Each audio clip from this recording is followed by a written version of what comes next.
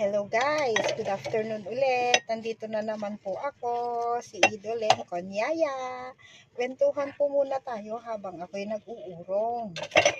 Alam nyo guys, araw-araw kahit gaano kaliit ang bahay dito sa Hong Kong. Imagine mo, ang bahay ng amo ko is 450 square feet.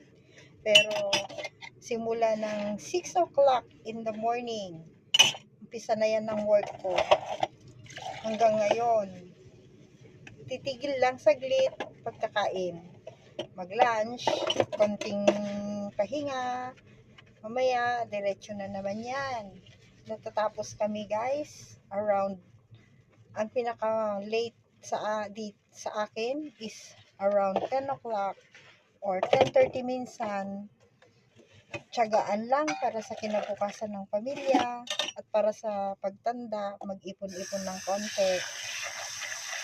Chill lang, sanay na sa trabaho, gawin na lang inspirasyon ang pamilya para hindi nararamdaman ang pagod, ang homesick.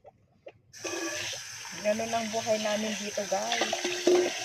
Kung nakikita nyo every day off namin yung masaya kami, dun lang namin ito nilalabas yung mga lungkot namin. Dahil pagdating nyo naman po ng gabi, yan na naman, uwian na naman.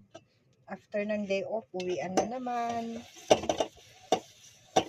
Balik trabaho. Ganun talaga ang buhay guys. Kailangan natin pong lumaban.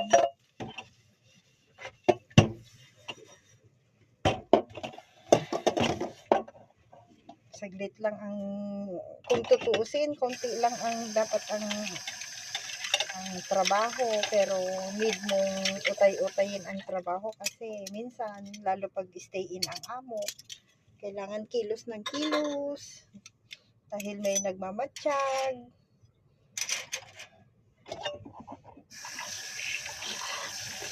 Talagang lagi kong sinasabi, ang kailangan baon ko dito sa pag-abroad.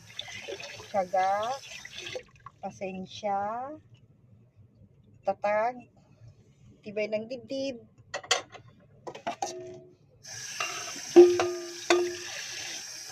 Kailangan lang lumaban lagi sa hamon ng buhay para sa ating pamilya, para sa ating sarili, sa pagtanda.